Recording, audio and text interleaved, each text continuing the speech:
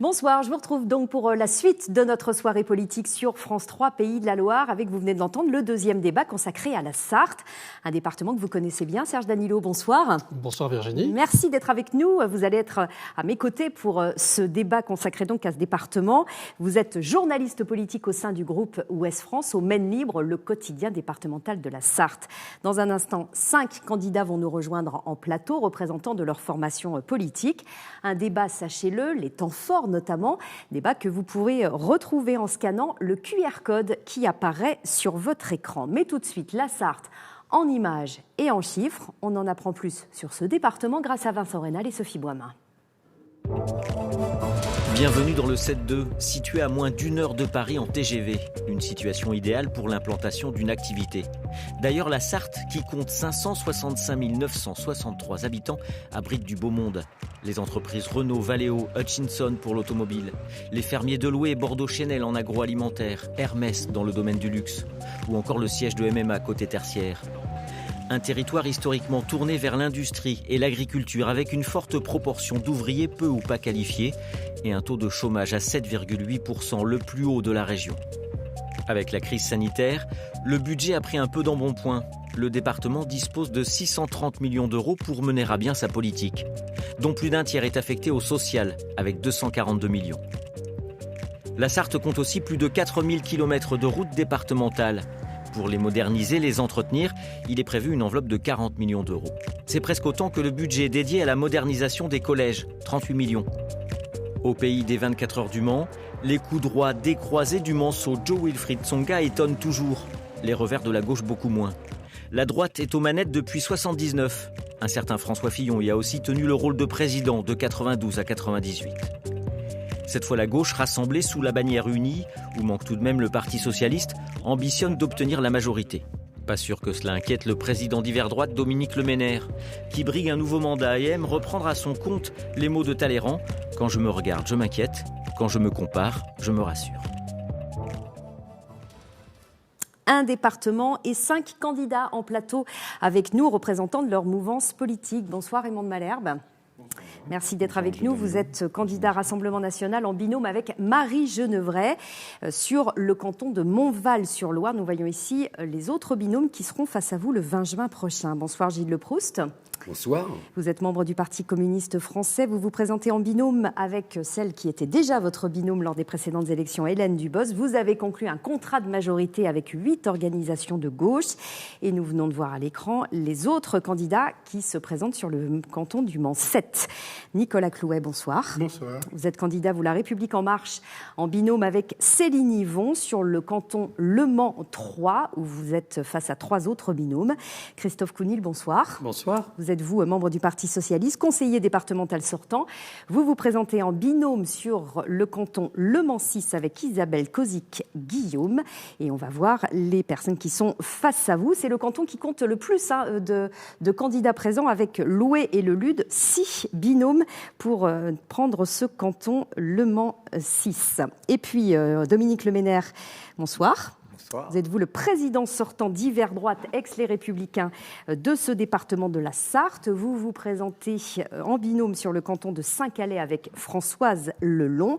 Et vous avez face à vous, on le voit, 3 binômes. Christophe Counil, vous êtes vous donc candidat sur Le Mans 6, mais vous êtes à la tête d'un rassemblement départemental qui s'appelle Osons la Sarthe à gauche. Il faut dire que c'est presque un défi d'imaginer ce département à gauche. Il ne l'a jamais été, on vient de l'entendre. On va à nouveau regarder la carte du département de la Sarthe. La droite est majoritaire dans 13 cantons sur 21, la gauche dans 8 cantons. Vous espérez faire la bascule cette année, c'est quand même pas gagné, Christophe Counil. Écoutez, la Sarthe est une terre de défis, on aime les défis et faire basculer ce département à gauche l'en est un. On va essayer de le relever. Vous savez, depuis 2015, la carte électorale a beaucoup changé. Le redécoupage qui est intervenu a permis plus d'équité entre les territoires et demain, il suffit d'avoir 11 cantons à gauche pour faire basculer ce département. Nous en avons 8 actuellement et donc on voit que la bascule n'est pas forcément très loin. Il y a également un paysage électoral qui est un petit peu nouveau, avec l'arrivée de La République En Marche, par exemple, qui peut aussi troubler un petit peu le jeu politique qui est établi depuis très longtemps. Et il y a une question qui se pose quand même, Serge. C'est par rapport à vous, Gilles Leproust, puisque oui, Gilles Leproust, vous êtes vous aussi à gauche. Vous êtes tous les deux côte à côte, vous siégez ensemble à la communauté urbaine du Mans. On vous retrouve là côte à côte, mais pas sur les mêmes listes. Pourquoi pas d'union, Gilles Leproust ? Qui a refusé de faire union ? Vous êtes avec les écologistes, oui. Je le rappelle. Moi, je ne vais pas aller sur le débat politicien de qui est ou pas quoi. Nous avons eu le souci d'entrer, nous, d'essayer de faire un rassemblement de la gauche écologique le plus large possible. Je considère que pour une part, nous avons réussi, puisque nous sommes 8 formations. Nous sommes donc unis pour une charte citoyenne, solidaire et écologique. C'est le rassemblement de la gauche et de l'écologie dans ce département. Et donc, nous avons l'ambition, effectivement, mais une ambition pas pour nous-mêmes, pas pour nos postes, mais bien pour apporter du neuf, de la solidarité, de la présence au plus près des habitants, des Sartoises et des Sartois. Donc, nous y allons d'une manière, je l'ai dit, avec ambition, mais avec le souci vraiment que les Sartois, je dirais, soient partie prenante, soient acteurs de ce rassemblement, parce qu'il y a beaucoup de souffrance, on le voit dans les porte-à-porte que nous pouvons faire, il y a beaucoup de difficultés accentuées avec la Covid. Et donc, comme la première des compétences du conseil départemental, c'est les questions de solidarité, eh bien, nous sommes pleinement engagés avec des propositions sur ces thématiques. Mais est-ce que ça ne compromet pas la bascule de ne pas vous entendre ? Vous êtes effectivement à la tête d'un rassemblement qui regroupe 8 formations politiques, notamment Europe Écologie Les Verts, la France Insoumise, Génération S, Place Publique. Ne manque que le PS. La bascule, elle est quand même compromise par votre manque d'union. Dans les élections, il y a 2 tours. Ça ne va pas échapper. Il y a un premier tour, un deuxième tour. Moi, j'aurais été personnellement satisfait que tout le monde soit dans ce rassemblement. Ça n'a pas été le cas, bon, c'est comme ça. Hein. Et puis notre rassemblement, vous voyez, parce que dans beaucoup de cantons, vous avez souligné sur l'un, mais il y a moins de binômes qu'il y avait dans les élections précédentes. Parce que le fait que dans le rassemblement auquel j'appartiens, il y a à la fois Europe Écologie Les Verts, il y a les Insoumis, il y a le Parti communiste, il y a Place Publique, il y a CES, enfin, je ne veux pas en oublier, GRS, etc. Eh bien, c'est cette volonté de rassembler justement pour être plus utile et que la gauche puisse l'emporter, mais l'emporter pour apporter du neuf aux habitants. Enfin, pas de rassemblement quand même, hein. Vous dites un rassemblement. Et avec un mot quand même, parce que... Rapidement, s'il oui, vous plaît. Vraiment. J'ai lu un peu avant de venir là, sur les réseaux. C'est vrai que les 5 que nous sommes, et je m'y mets dedans, hein, donc c'est pas une critique par rapport à mes collègues, on n'est pas tout à fait représentatifs, y compris des binômes, parce qu'on est 5 hommes, et c'est vrai que les binômes... J'allais vous le dire, je me sens un peu seule ici voilà, en plateau comme donc femme. Voilà, donc je trouve que bon... Surtout pour une élection, il y a forcément des binômes. Les prochaines fois, parce que les femmes représentent la moitié de l'humanité, elles ont une place importante, et d'ailleurs c'est une des propositions que nous faisons, nous, dans ce cadre des campagnes, c'est de créer une vice-présidence à l'égalité femmes-hommes, parce que c'est un défi à relever dans tous les territoires, notamment au conseil départemental. Elle n'est pas particulièrement représentée sur ce plateau. Dominique Leménaire, c'est plutôt une bonne nouvelle, hein, cette absence d'union de la gauche face à vous. Il y a quand même une question que je veux vous poser. Vous avez mis beaucoup de temps à vous déclarer, il y a seulement quelques jours. Il n'y avait aucun suspense autour de votre volonté de repartir à la tête de ce département, en tout cas de candidater. Est-ce que ça n'est pas aussi parce qu'aujourd'hui, vous qui êtes un ancien député, quelque part, vous doutez du rôle, de la mission du département dont on a renié les prérogatives ? Alors écoutez, ça me permet de répondre à plein de questions en même temps et c'est ce que je vais faire. Alors il y a un débat pour ça après, mais je demande juste sur un point de vue politique. De répondre un peu sur ce plan. C'est vrai que la loi NOTRe à laquelle on a fait allusion, moi je ne l'ai pas votée comme député. C'était à la fois le redécoupage, mais c'est aussi toutes les souffrances qu'on a infligées aux communes et aux communautés de communes de se regrouper à marche forcée, de créer des hyper-régions, et ça, c'était effectivement... La loi NOTRe, c'était en 2015, sous François Hollande, le redécoupage des régions... Sous la décision du gouvernement de Manuel Valls. Donc, on était dans une position très compliquée. Puis d'ailleurs, M. Kounil était pour la suppression du département. Donc, ça me permet de rappeler quelques éléments qu'il est aujourd'hui candidat, alors qu'il était pour la suppression des départements. Ce qui n'est pas mon cas, et ce qui n'est sans doute pas le cas, j'espère, d'autres candidats, à savoir que cet échelon de proximité, qui est aujourd'hui le département, on l'a rappelé tout à l'heure dans votre présentation, il a beaucoup d'actions du quotidien. Et donc améliorer la vie quotidienne des Sartois, c'est ce à quoi je m'emploie depuis le début. Mais surtout ces derniers mois, avec la pandémie, avec une crise qu'on n'a jamais connue et qui nous a amenés à intervenir à la place de l'État. L'État faisait défaut dans beaucoup de domaines. Ça a donc relégitimé pour vous le rôle l'occasion pour les départements et les régions, on l'a vu avec Christelle Morancet, de reprendre des positions et effectivement de marquer l'importance de l'échelon territorial local. Alors encore une fois, moi je suis pour les départements avec une vision très de proximité. C'est ce que nous avons fait depuis de nombreuses années. Et aujourd'hui, je pouvais évidemment pas me lancer dans une campagne dont on ne connaissait pas l'échéance. Vous avez vu ces atermoiements sur la date qui devait être d'abord au mois de mars, puis repoussée peut-être au mois d'octobre, puis peut-être. Mais finalement, vous repartez. On aura l'occasion de revenir avec vous sur vos positions quant au département. On a entendu Christophe Counil, tout à l'heure Nicolas Clouet, qui disait La République En Marche va peut-être jouer les troubles faits. C'est votre intention sur ces départementales ? Alors, notre intention, d'abord, c'est pas La République En Marche, c'est la majorité présidentielle, c'est beaucoup plus large. Donc il n'y a pas que des partis politiques, on a beaucoup de gens issus de la société civile qui sont avec nous et qui soutiennent le président Macron. Trouble fait, c'est pas notre objectif. On n'était pas là en 2015, on est là à partir de 2017. Il est normal qu'un parti qui est au gouvernement soit représenté au niveau départemental. Il faut quand même avoir des idées, c'est-à-dire qu'il ne s'agit pas seulement de faire acte de présence. Et nous avons tout un programme qui a été distribué avec des grandes lignes qui sont maintenant connues. Avec l'ambition de prendre ce département, puisqu'effectivement vous vous présentez dans les 21 cantons, ce qui n'est pas le cas dans plein de cantons en France, rappelons-le quand même pour la majorité présidentielle. Je pense que si on a l'ambition de prendre le département, il faut être présent sur 21 cantons. Et on peut observer qu'il n'y a que 2 seules listes qui remplissent cette condition, la majorité départementale, mais là, des conseillers sortants, c'est beaucoup plus facile, et nous. Raymond de Malherbe, vous, le Rassemblement national avait obtenu un petit peu plus de 26% lors du dernier scrutin des départementales. Alors certes, c'est un chiffre un petit peu particulier parce qu'on vote canton par canton. Vous étiez au 2e tour dans 15 cantons sur 21 lors des dernières élections départementales. Votre objectif, c'est quoi cette année ? D'être partout présent au 2e tour, on imagine, mais de enfin avoir des élus ? C'est de nous retrouver sur les 15 cantons au 2e tour et effectivement d'entrer dans le conseil départemental et pourquoi pas de le prendre. Alors j'aimerais rebondir sur ce qu'a dit M. Leproux. Je suis tout à fait d'accord sur l'importance de l'égalité homme-femme et je rappelle que nous sommes le seul mouvement à être présidé par une femme depuis assez longtemps. Je rebondis aussi sur ce que dit M. Le Maire. Je suis d'accord avec lui sur le fait que la loi NOTRe a été un peu un désastre. Je le vis, je suis conseiller municipal, vous ne l'avez pas dit, et je suis souvent la communauté de communes. Et c'est vrai qu'ils ont beaucoup de décisions et beaucoup d'argent, et ils ne sont pas très responsables. Et je crois que là, il y a une source d'économie. Enfin, c'est l'importance du département, oui, tout à fait, je suis d'accord avec M. Le Maire. C'est une des grandes institutions de la Révolution et une institution de proximité. Et c'est pour ça que j'insiste sur l'importance du vote.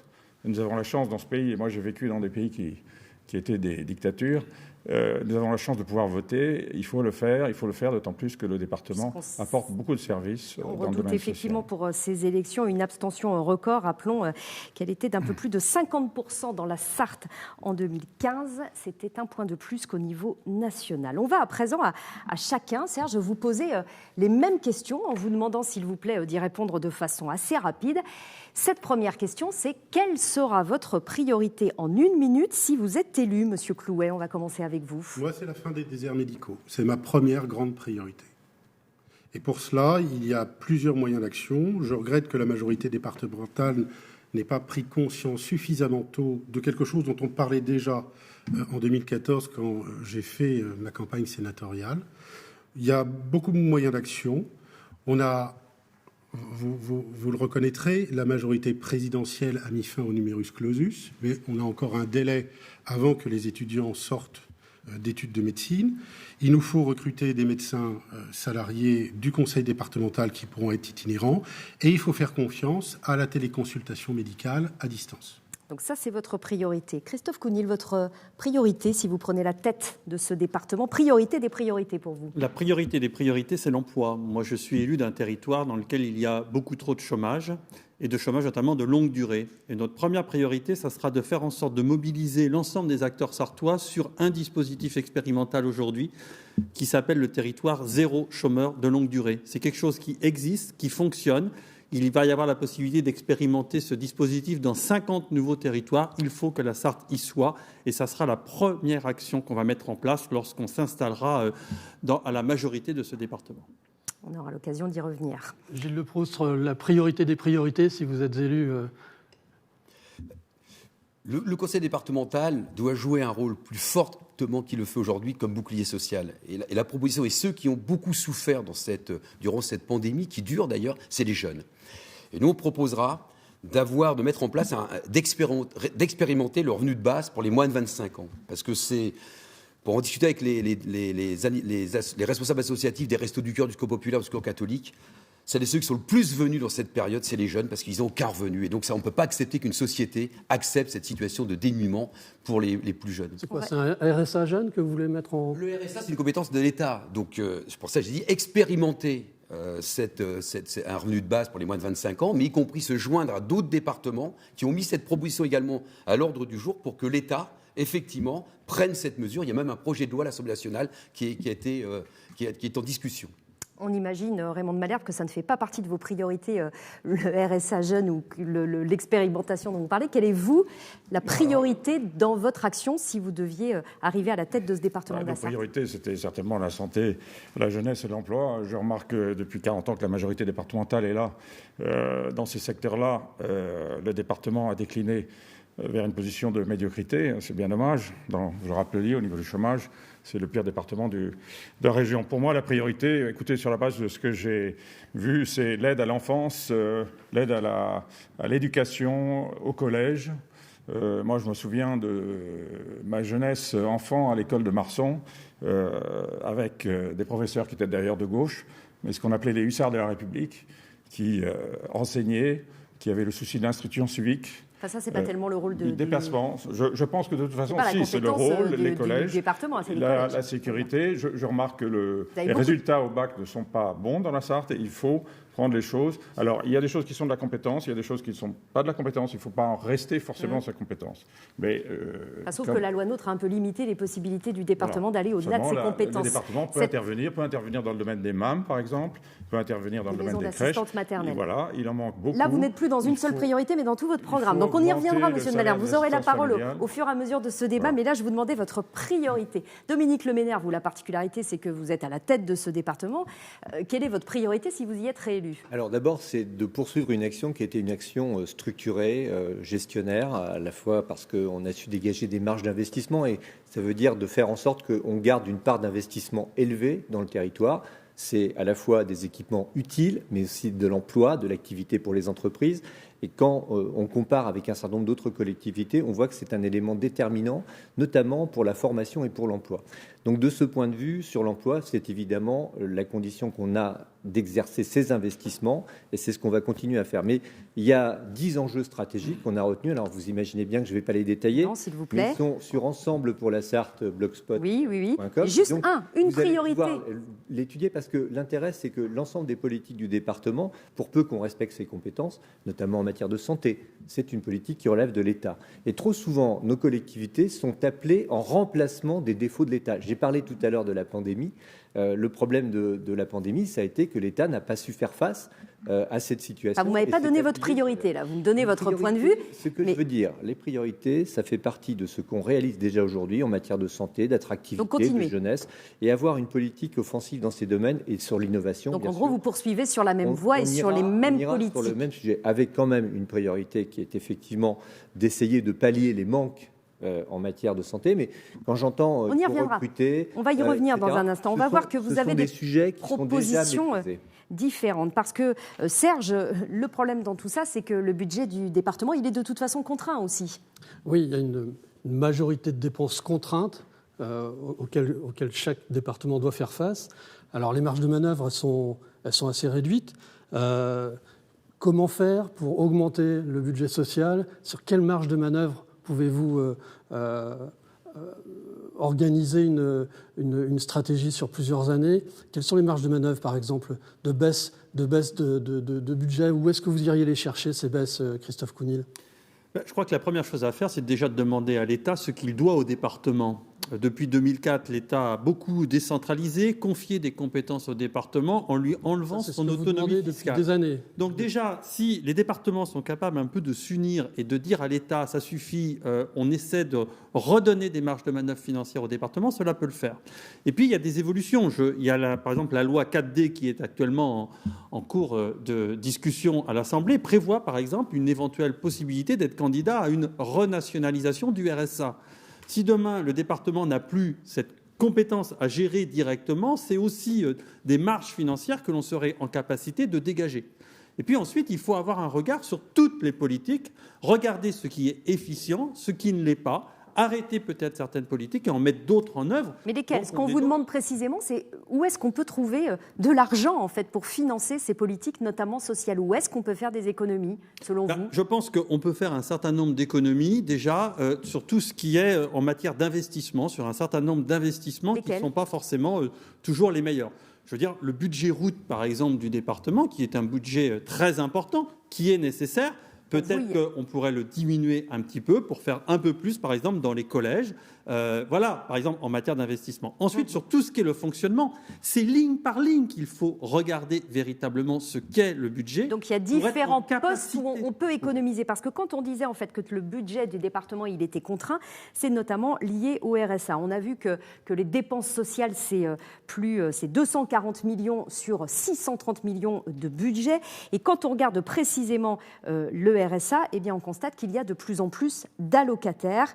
13 300 allocataires au 31 décembre 2020 sur la Sarthe, c'est plus 13% sur un an seulement, 77 millions d'euros pour ce seul budget du RSA, plus 11 millions d'euros sur un an. Je ne veux pas vous assommer avec des chiffres, mais face à cet effet ciseau, Nicolas Clouet, vous connaissez bien les chiffres, hein, vous les aimez, on a vu quand on a préparé cette émission, vous les connaissez, mais face à cet effet ciseau, expliquez-moi, quand on a plus de dépenses et moins de revenus assurés, comment on fait ?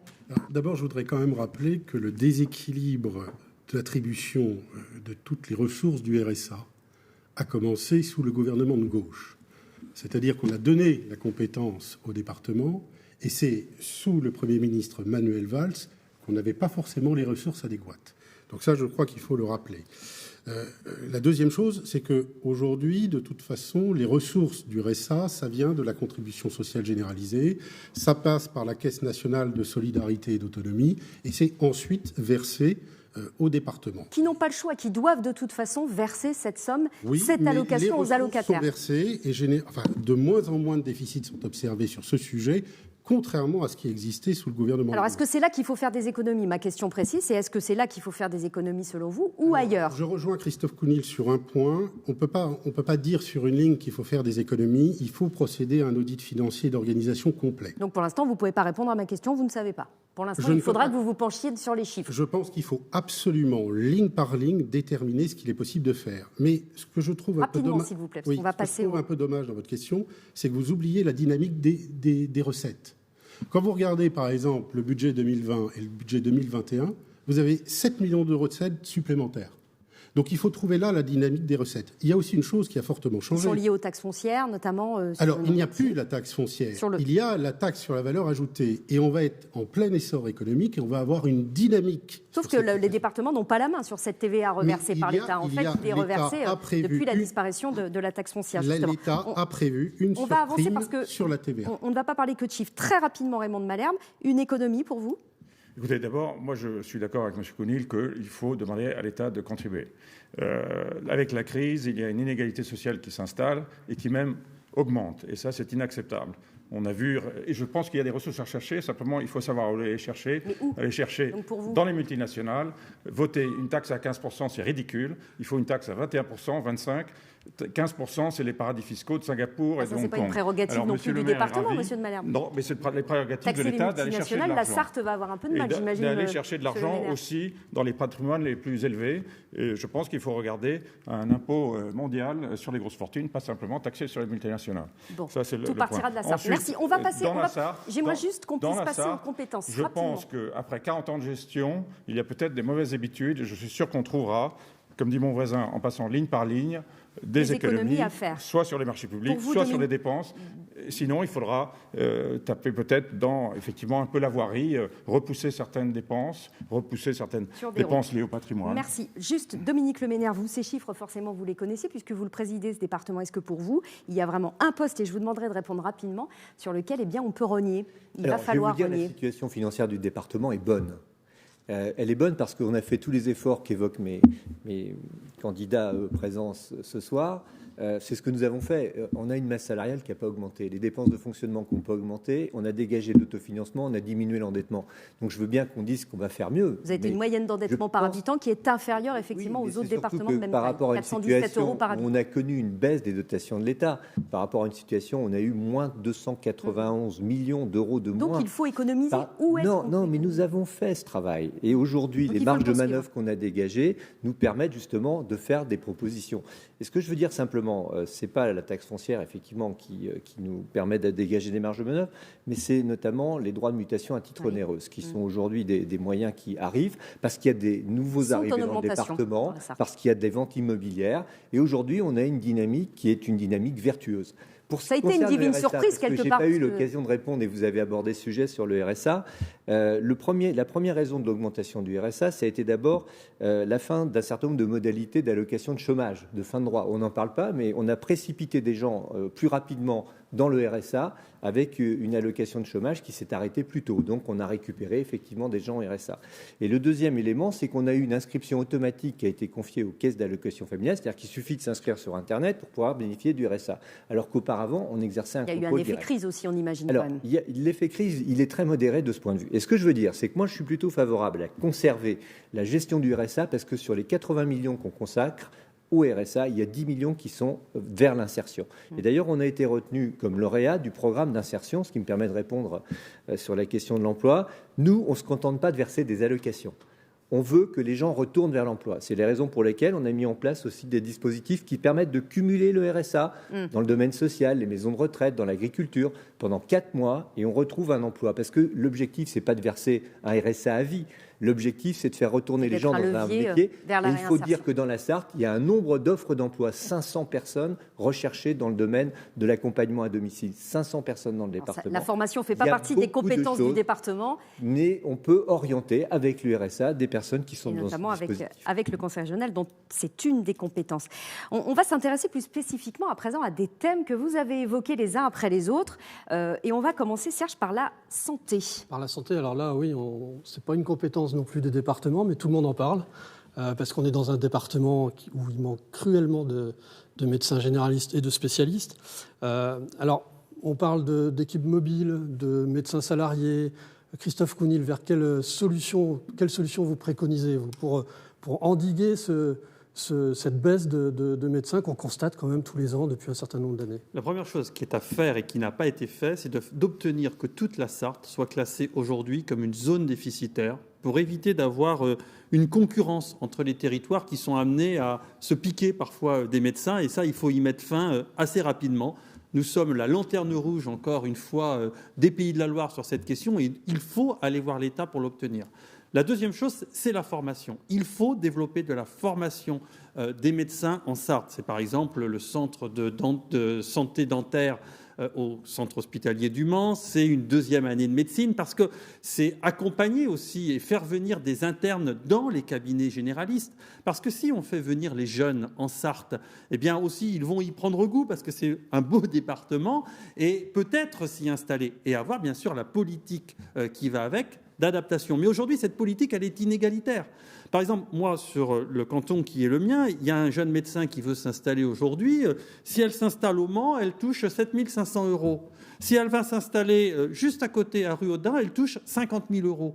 Que va-t-elle faire? Bon, il se trouve qu'elle choisit le Mans, mais parce qu'on a quelqu'un qui est intéressé pour travailler au Mans. Mais cette concurrence, elle n'est plus possible. Et c'est déjà la première chose à laquelle il va falloir mettre fin. Et ça, il faut se tourner vers l'État pour justement obtenir ce classement. Et je regrette qu'on n'ait pas tapé du poing sur la table sur cette question. Vous pensez que depuis des années, la politique menée par le conseil départemental sur cette démographie médicale n'est pas suffisante? On va vous laisser répondre, Dominique Leménaire. Il y a une question qu'il faut comprendre, c'est que la situation du département, elle n'est pas tellement différente que de celle de beaucoup de départements, j'allais dire 90%. Et l'augmentation du numerus clausus ne changera rien, dans la mesure où, si vous autorisez des installations là où il y a déjà des zones en surdoté, eh bien, vous aurez les nouveaux médecins qui iront s'installer là où il y a déjà des médecins en trop et pas suffisamment là où on en aurait besoin. C'est une réalité, c'est un problème d'organisation et je ne vais pas jeter la pierre à ce gouvernement puisque je dirais que c'est la même chose pour ceux qui l'ont précédé. Mais vous êtes pour signer des contrats d'engagement, voilà, 195, c'est quoi? C'est des recrutements, vous salariez contrats, et donc on a bien engagé cette opération dès les années 2012, donc on a essayé d'anticiper les choses et donc ces contrats nous ont permis de conventionner avec des jeunes médecins en études et en leur versant une bourse à condition qu'ils s'installent pendant au moins 5 ans. Des médecins, des dentistes. Alors ça fonctionne, mais ce n'est pas suffisant parce qu'encore une fois, on exerce une compétence à la place de l'État. L'organisation de la santé, la sécurité sociale, c'est l'affaire de l'État. Et donc on nous demande aux collectivités de se substituer, et c'est vrai avec des zonages qui ne représentent absolument rien puisqu'on est tous dans la même situation. On a mis en place un certain nombre d'accompagnements pour les internes. Il y a une difficulté pour le département de la Sarthe, c'est qu'on n'a pas un centre hospitalier universitaire, alors que les départements qui nous entourent... Donc la deuxième année de médecine dont parle Christophe Mounik, ça pourrait être un levier? Et je crois aussi d'entente avec l'Université d'Angers, et on y travaille. L'Université d'Angers, il y a une communauté universitaire qui se met en place dans ce domaine pour essayer de faciliter les passerelles entre l'hôpital du Mans, l'hôpital d'Angers, la faculté de médecine. Donc en fait, il faut une synergie, vous nous dites, au niveau mais encore une fois, c'est du régional. travail que font les élus locaux. Et il faut qu'un jour, un ministre de la Santé se préoccupe de cette question parce qu'on aura beau... Le numerus clausus a été doublé en 2002. Il est passé de 4005 Mais ça ne suffira pas. Et vous nous dites, en fait, si on n'incite pas et si on n'oblige pas... Et puis les pratiques médicales sont différentes. On va laisser circuler la parole. Gilles Leproust, justement. Est-ce que salarier des médecins, c'est une solution? Oui, je voudrais je sais que c'est vous qui organisez le débat, mais sur la question précédente quand même, parce que non, mais on va y revenir. Non, on reste sur la santé. Non, s'il vous plaît. Le RSA, c'est des hommes et des femmes qui souffrent, donc je trouve qu'il faut faire très attention. Gilles Leproust, on va y revenir tout à l'heure, mais j'aimerais qu'on mélange pas toutes les problématiques. On va revenir à la santé. Parce que vous ne m'avez pas interrogé sur la question précédente. Ça va venir. Là, on parle de la santé. Sur la médecine, je pense la première chose, c'est une préoccupation de chacun d'entre nous, de tous les élus, quelle que soit la sensibilité, parce qu'on est interpellé régulièrement par des femmes, des hommes qui ne trouvent plus de médecin référent. Et c'est une catastrophe. Mais on paye, j'allais dire un mot un peu populaire, mais on paye des politiques d'incurie des gouvernements qui sont succédés, qui ont porté des coûts terribles à la santé, notamment à l'hôpital public. Mais au-delà de votre bilan, vos propositions. Je pense qu'on ne peut pas réfléchir une autre politique de santé si ça ne s'appuie pas sur l'hôpital public. Et donc, il faut là développer des synergies. Donc, il y a effectivement une compétence de l'État. Il faut y compris y mettre les moyens. Vous voyez, par exemple, il y a un décalage entre, tous les compliments qui ont été faits par les ministres, le président de la République sur le personnel de santé. Et aujourd'hui, il continue à fermer des lits dans les hôpitaux. Mais là, attendez, mais c'est pas des... Non, mais vous m'avez pas parlé, monsieur Leproust, de vos propositions. Je vois votre état des lieux. Donc, c'est-à-dire que ça met les gens en grande difficulté. S'il vous plaît, je sais que vous faites un état des lieux, mais j'aimerais avoir votre proposition. Est-ce que vous êtes, par exemple, c'est ce que nous demandons Serge, pour des médecins salariés rapidement? Il faut qu'on fasse circuler la parole. Je pense qu'effectivement, une des solutions, mais tout ça doit se faire en étroite collaboration avec les médecins, et tous les personnels de santé, oui, là on peut mettre des centres municipaux de santé, ça peut être un élément, dans la Sarthe, il y a un certain nombre de communes qui l'ont fait d'ailleurs, accompagnées, compris par les uns et les autres, ça peut être une solution parce qu'il faut attirer, il faut donner envie de venir s'installer en Sarthe aux jeunes médecins. Aujourd'hui, où il y a un médecin qui part en retraite, un ancien médecin, il faut souvent 2 ou 3 médecins pour le remplacer. Donc tout ça pose des questions nouvelles. Donc ça peut être il faut le lien entre la politique nationale et l'État doit jouer tout son rôle et l'ensemble des collectivités, le conseil départemental bien sûr, mais en lien avec les intercommunalités et les communes. C'est cette synergie qu'il faut créer parce qu'il y a trop d'hommes et de femmes qui sont en souffrance devant cette question. Nicolas Clouet, vous êtes vous aussi favorable à des médecins salariés, mais également à des télécabines dans les collèges. Je rappelle que les collèges, c'est la compétence des départements. Pour y faire quoi dans ces télécabines ? Alors, je voudrais quand même répondre aux questions et aux interpellations sur l'État, comme quoi l'État doit faire ou l'État n'a rien fait. Je rappelle quand même que le gouvernement actuel a mis 19 milliards d'euros d'investissement pour l'hôpital, dont 13 milliards de reprise de dette pour soutenir notre système de santé. Il a augmenté de 200 € net supplémentaires par mois tous les soignants et personnels paramédicaux. Mais faire venir des médecins, c'est ce que demandent les Sartois aujourd'hui. Je voulais répondre à ça. Faire venir des médecins, je crois que les incitations financières du contrat d'engagement qui est proposé par la majorité départementale n'est pas suffisant. On voit que l'incitation principale, elle est à la 9e année, c'est un peu plus de 2 000 € par mois, alors qu'il faut commencer à fidéliser les gens à partir de la 3e, voire de la 4e année. Parce que le parcours... Donc des bourses pour les étudiants. Des bourses pour les étudiants qui existent déjà. Oui, mais plus qu'ils ne le font actuellement. Parce que finalement, quand vous avez un étudiant qui est qui a commencé au Mans, qui part à Angers, il commence à prendre des habitudes dans la ville d'Angers, et après, il n'a pas envie de revenir. Et c'est là où il faut le faire signer, c'est en plein milieu de ses études. Donc c'est un choix qui doit être fait. Et je veux juste un mot sur les télécabines dans les collèges. Les télécabines, on a la chance d'avoir, ça ne sera pas forcément cela, mais on a la chance d'avoir des producteurs qui sont pas loin de la Sarthe. Ça permet d'avoir toutes les mesures nécessaires, soit de température, de sang, même de maladies de peau qui peuvent être faites à distance. Il y a un a priori, parce que la personne ne sait pas trop comment fonctionne la télécabine, mais une aide-soignante peut l'aider. Mais surtout, la personne, elle a un médecin en face. Elle insère sa carte de sécurité sociale. Mais la personne, c'est un collégien, en l'occurrence. Non, que vous les proposez dans les collèges. Non, on parle de la... Ah oui. Moi, je vous interroge sur les télécabines dans les collèges. C'est pour les collégiens, pour les enseignants. C'est-à-dire qu'on peut, pour les collégiens, si c'est nécessaire, avoir une première indication de leur santé, et ça évite de recourir à un médecin. D'ailleurs, la télécabine, en règle générale, règle la plupart des problèmes de santé de premier niveau. C'est une des solutions. On va juste avancer. Plutôt une cabine de télémédecine, parce qu'on a l'impression qu'on va installer des téléphériques dans les tout ça parce qu'aussi on manque de médecins. Rapidement, Raymond Malherbe. Il faut des infirmières dans les collèges. C'est ça aussi une compétence de l'État. Quand même. Juste pour dire que le problème du salariat des médecins, c'est un problème de concurrence. On le voit aujourd'hui avec les médecins urgentistes dans les hôpitaux périphériques, les hôpitaux de proximité. Je suis tout à fait d'accord pour dire qu'il y a un effort particulier à faire dans ces hôpitaux. Parce que comme il y a une désertification médicale, il faut trouver les moyens de compenser. Et pour compenser, il faut des moyens dans ces hôpitaux de proximité. Et donc aujourd'hui, si vous payez des médecins d'un certain prix, vous avez une surenchère. On l'a eu dans la Sarthe, il y a eu des médecins qui ont été recrutés à 4 000 €, il y a des communes qui ont recruté à 8 000 €. Et au bout du compte, ils ne sont pas restés. Donc en fait, de la concurrence entre qu'il faut vraiment que cette question elle soit traitée au niveau national. On ne va pas installer de la concurrence dans nos territoires. C'est pourtant ce qui existe. Raymond Malherbe, rapidement, oui, on va clôturer sur cette question. La Sarthe, effectivement, est mal placée. C'était un des départements où le désert médical est le pire. Donc, moi, j'ai été manifesté contre la fermeture des urgences. J'ai vu M. Le Ménère, j'ai vu Mme Fontenelle, la députée. Je me suis étonné un peu qu'il n'y ait pas eu un peu plus d'anticipation. Je pense que c'est un problème d'attitude. Je crois que la majorité départementale est au pouvoir depuis trop longtemps. Elle ne s'inquiète plus, elle n'anticipe plus. Et moi, ma solution c'est effectivement de salarier des médecins, d'avoir des contrats. Il y a plusieurs solutions. Mais si on leur donne des avantages, qui peuvent être des avantages salariaux, des avantages de résidence, des avantages de voiture, il faut étudier quels sont leurs besoins par rapport aux gens qui sont en ville. Il faut faire des contrats de 3 ans ou de 5 ans fermes. En tout cas, il faut des incitations. Une obligation de rester. Ils auront un peu plus de rémunération ou de moyens, mais une obligation de rester. On ne peut pas obliger des médecins à rester dans un département. Ça, c'est la loi qui peut définir. C'est pour ça qu'il faut aussi les logements, l'accompagnement par locale, on n'en est pas là. Et un cadre de vie. On va passer à un autre sujet, Serge, qu'on a un petit peu évoqué déjà tout à l'heure. Vous allez être content, Gilles Lepreux, vous allez pouvoir parler du RSA jeune. Oui, parce que la jeunesse, ça fait partie des compétences du département. Alors, vous proposez, Christophe Counil et Gilles Lepreux, d'ailleurs, un revenu minimum expérimenter un revenu minimum pour les jeunes de moins de 25 ans. Vous aurez le budget pour ça? Vous aurez les moyens de mettre ça en... C'est des choix politiques d'orientation dans un budget. Mais vous l'avez chiffré? Combien ça peut coûter? Y compris pendant la pandémie, que personne n'avait prévu dans leur budget, on a su faire face, y compris. Voilà, donc faut s'inscrire, il faut y travailler.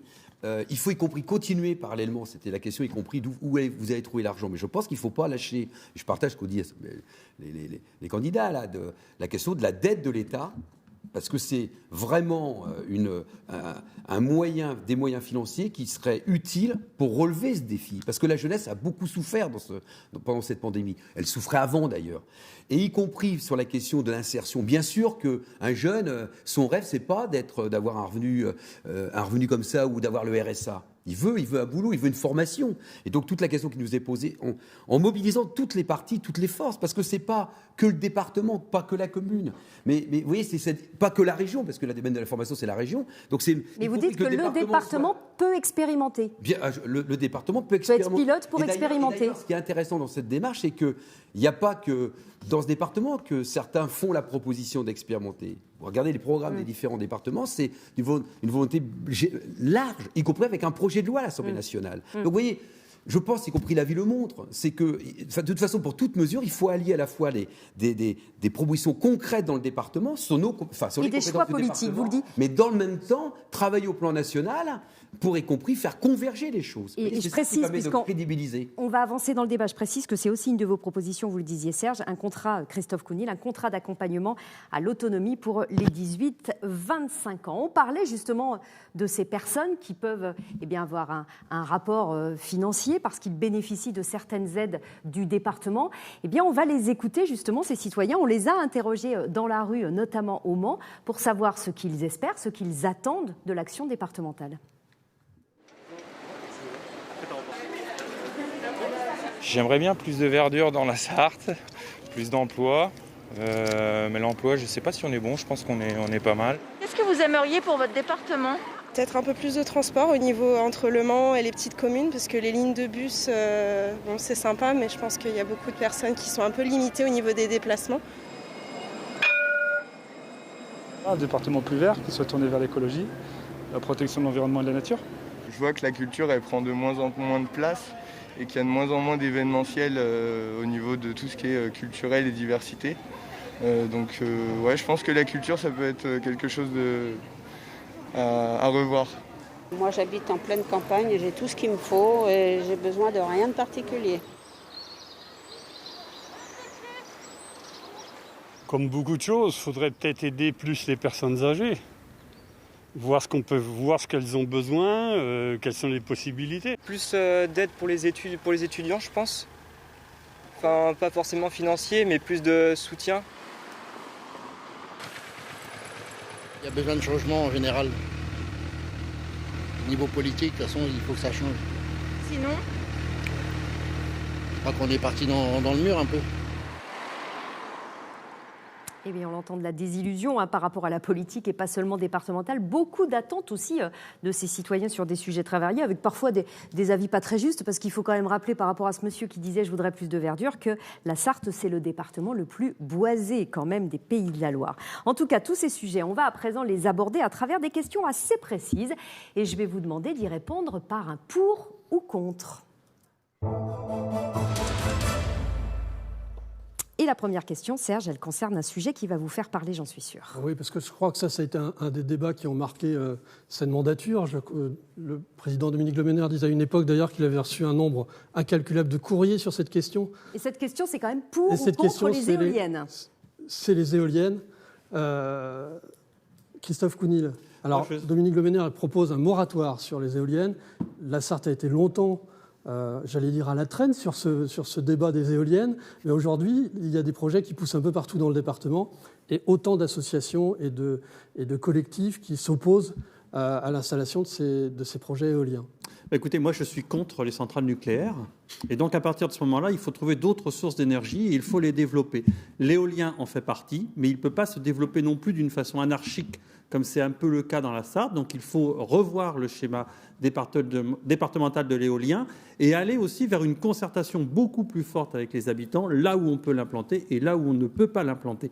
Mais il y a aussi d'autres sources d'énergie que l'on peut développer, l'hydrogène, le photovoltaïque, la méthanisation, c'est vers ça aussi qu'il faut. Donc vous êtes pour avec des conditions. Vous dites de façon anarchique dans la Sarthe. Je précise quand même qu'il n'y a que 7 parcs éoliens dans la Sarthe. C'est le département qui en compte et de très loin le moins dans notre région. Il y en a 18 par exemple en Mayenne, 16 dans le Maine-et-Loire. Il y a donc un certain retard à combler que vous ne souhaitez pas forcément combler, Dominique Le Meneur, puisque effectivement, vous l'avez dit, vous souhaitez un moratoire. Pourquoi ? Oui, d'abord parce qu'on ne peut pas installer des éoliennes dans des territoires sans consulter les populations et je pense que de ce point de vue, il faut prendre le temps de la réflexion. Alors pourquoi on a fait ce schéma ? Parce qu'il n'y en avait pas. Donc on s'est encore une fois substitué à ceux qui n'avaient pas fait ce travail pour définir des zones. On est pour les éoliennes sur les endroits où on a prévu qu'elles pouvaient s'installer. Dans le département, il y a eu pas mal d'éoliennes qui se sont installées sans que ça pose aucun problème. Et puis il y en a d'autres, effectivement, vous l'avez rappelé, le département le plus boisé des Pays de la Loire, ça pose un problème quand on défriche, quand on enlève des arbres pour mettre des éoliennes à la place, l'empreinte carbone, je ne sais pas comment ça se calcule. Donc vous nous dites pour, mais avec des conditions, d'où ce moratoire en fait. Des conditions d'intelligence et de bon sens, c'est-à-dire de consulter les personnes qui sont sur les territoires. Donc moi je propose aussi qu'on associe non seulement à ce moratoire des référendums locaux. Je vous demanderai vraiment d'être assez rapide dans vos questions, puisqu'on a beaucoup de questions à vous poser et on va essayer d'en poser un certain nombre. Raymond de Malherbe, vous êtes résolument contre. Oui, nous sommes également pour un moratoire sur les éoliennes. Plus qu'un moratoire, vous êtes carrément... Nous sommes également pour pour le maintien absolument de l'énergie nucléaire, qui est une des grandes richesses de la France, qui est une énergie propre. Et les éoliennes ne peuvent pas être imposées aux populations. C'est un bon placement financier pour les gens, en général, qui sont dans les grandes villes et qui polluent. Alors moi, je propose qu'on mette les éoliennes, surtout qu'il paraît qu'un ministre a dit que c'était partie du patrimoine, qu'on mette des éoliennes dans les grandes villes. Donc vous nous dites que les éoliennes polluent, vous êtes contre par rapport au nucléaire. Je ne sais pas si Nicolas Clouet, Gilles Leproust, vous voulez vous positionner, mais alors vraiment en un mot, vous êtes pour ou contre les éoliennes, rapidement s'il vous plaît. Moi c'est très simple, tout ce qui est pour les énergies renouvelables, je suis pour, mais en collaboration avec les habitants. Donc vous êtes à peu près sur la même position. Gilles Leproust, rapidement, en un mot s'il vous plaît, pour ou contre. Dans le Maine Libre de ce matin, où on avait une rencontre avec les journalistes, éolienne citoyenne, c'est-à-dire oui, parce qu'il faut bien, si on veut des énergies renouvelables, il y a besoin des éoliennes, dans le même temps, en concertation avec les habitants, les associations, bien sûr les élus locaux, tout le monde est avec un... Voilà. Oui, avec moi. Et avec un service public de l'énergie qui a besoin aussi. Un autre pour ou contre, Serge? Un autre pour ou contre, grand débat aussi, les 80 km/h. Pour ou contre le retour à 90 ou 80 km/h? Le retour à 90, nous l'avons fait, c'est 1000 km, c'est ça? Les plus plébiscités, si je puis dire. Je crois qu'on n'a jamais reçu autant de courriers de satisfaction. Pour rappeler simplement, 90 km/h, c'est 90% des Sartois qui utilisent leur voiture pour aller travailler ou vaquer à leurs occupations. 9 millions de kilomètres parcourus chaque jour dans le département. Donc de ce point de vue, il n'y a pas d'ambiguïté. On a fait un choix responsable. Et effectivement, certains ne partageaient pas ce choix. On a eu un débat, Christophe Counil n'y était pas favorable. Le préfet a voté contre lors de la commission, il représentait le gouvernement. Et aujourd'hui, combien de routes? C'est à peu près 10% des routes départementales? Alors, ça représente environ 750 à 800 km sur les 4272 km. Donc plus, vous êtes monté. C'est-à-dire que nous avons fait en sorte de faire des choix de gabarit de circulation. Et comme on a amélioré les conditions de sécurité, eh bien, ça se passe très bien. Et donc, voilà, il n'y a pas d'explosion d'insécurité routière? Non, et je crois d'ailleurs que c'était un déclencheur. On a vécu quand même une année, cette annonce des 80 km/h, elle a généré une présence sur les giratoires qui n'était pas celle des forces de sécurité, donc pour vous, les pas gilets de jaunes, regret sur cette des mesure. manifestations. Vous ne reviendrez pas dessus, évidemment, c'est ce qu'on comprend. Rapidement, vous étiez contre Christophe Counil, Gilles Leproust. Vous disiez, Christophe Counil, le gouvernement nous transfère l'impopularité de sa mesure. Oui, je confirme. On l'a bien vu sur ce qui s'est passé. Mais alors maintenant, vous demandiez tout à l'heure des économies. En voici une. On va arrêter la valse des panneaux. Le gouvernement a décidé 80. On a fait du 80. Dominique Le Maire a décidé de revenir à 90. On a remis des panneaux 90. Il a fallu en racheter parce qu'entre-temps, on ne les avait plus. Mais en un mot, si vous êtes élu à la tête de ce département, on arrête la valse des panneaux. Mais vous maintiendrez les routes qui sont revenues à 90 resteront à 90. D'accord. Gilles Leproust aussi, rapidement, oui, non? Oui, de la même manière, c'est qu'encore un débat hors sol, je dirais, à un moment donné. Moi, je ne sais pas, dans toutes les rencontres qu'on fait dans nos secteurs, tous les habitants nous disent que les voitures roulent trop vite. Alors, il faut aussi, à un moment donné, qu'on ait des réponses les plus adaptées. Donc, effectivement, toute modification pour fixer la vitesse doit se faire en lien avec les habitants concernés. Et puis justement, au-delà des 80 km/h, il y a aussi une question qui est un peu en filigrane par rapport à tout ça qu'on va vous poser. Oui, c'est pas répondu. Un mot. Mais je suis pour le retour aux 90 km/h. Sur toutes les routes? Non, là où ça a été remis. Alors effectivement, dans les villes, par contre, dans les villages, il faut faire très attention de mettre des limitations à 30, à 50. Là où ils ne sont pas concernés par les 80. Nicolas Clouet, rapidement d'un mot. Pour moi, le débat est tranché. Effectivement, le gouvernement avait annoncé les 80 km/h. Il y a eu les gilets jaunes. Il est revenu dessus. Il a donné la possibilité au département de revenir aux 90 km/h. On ne va pas faire une valse des panneaux. Donc vous les maintiendrez, ces routes à 90 km/h. Les routes. On reste sur les routes également. On regardait tout à l'heure les chiffres, c'est 42 millions d'euros de budget pour l'entretien des routes en Sarthe. C'est un budget qui est conséquent, on va dire, Dominique Le Maire. C'est un budget que vous allez maintenir comme ça pendant plusieurs années? Alors, d'abord, il faut savoir qu'il y a une part qui est consacrée à des dépenses de personnel, puisque nous avons des agents des routes du département, à peu près 350 agents, et donc la part, à peu près l'équivalent de 50% de ce crédit, concerne les salariés du département. Donc, je ne sais pas si Christophe Counil veut entreprendre un nouveau plan social avec les agents du département. Ils ont déjà été suffisamment maltraités dans les années qui viennent de s'écouler. Donc on ne peut pas avoir un discours sur les routes et son contraire. Mais non, le problème, c'est que quand l'État nous a transféré les routes nationales, parce que je rappelle que toutes les routes n'étaient pas départementales, mais aujourd'hui elles le sont toutes dans le département. Il nous a transféré des routes en mauvais état et sans infrastructure de sécurité. Alors d'un côté, on voulait une politique de sécurité qu'on ne pouvait pas mener, et donc on est contraint de réaliser des opérations d'amélioration et de sécurité. Mais ce qu'il y a en filigrane dans cette question, Dominique Le Menner, c'est la priorité à la voiture dans ce département rural de la Sarthe. Vous, Gilles Leproust, vous êtes pour la fin du tout voiture, avec un plan vélo départemental, avec une offre coordonnée pour les transports en commun. Mais ça semble plus compliqué dans un département comme la Sarthe qu'en Loire-Atlantique, non ? Déjà, je pense qu'il ne faut pas opposer les modes de déplacement, suivant les lieux où on habite, parce qu'autrement, là encore, une fois de plus, on est hors sol. Et il faut qu'on entende tout ça, parce que dans le porte-à-porte qu'on peut faire dans ces départementales, il y a beaucoup de gens qui disent « mais ça sert à quoi d'aller voter ?» Donc il faudrait qu'on leur redonne de la confiance aux habitants. Dominique Le Menner... parler, parce que dans un budget, il y a fonctionnement, investissement. Je vous rappelle que le personnel, c'est sur le fonctionnement. Moi, je pense qu'il n'y a pas suffisamment de personnel territoriaux. Il faut renforcer le service public départemental. Ça, c'est aussi une proposition. Pas forcément en sachant, en regardant tous les débats. Et puis après, il y a l'investissement. Je pense qu'il faut trouver un juste équilibre. Oui, il y a des routes à refaire, il y a des endroits dangereux à aménager, mais dans le même temps aussi, il faut aller plus fort et plus vite pour aménager effectivement des cheminements propres pour toutes les mobilités douces, le vélo et autres d'ailleurs. Voilà, je pense qu'il faut là aussi, c'est travailler, mais là aussi très proche avec les communes, les intercommunalités, y compris les associations qui travaillent sur ces questions-là. Mais pour l'instant, le vélo dans la Sarthe, c'est 1% d'usagers.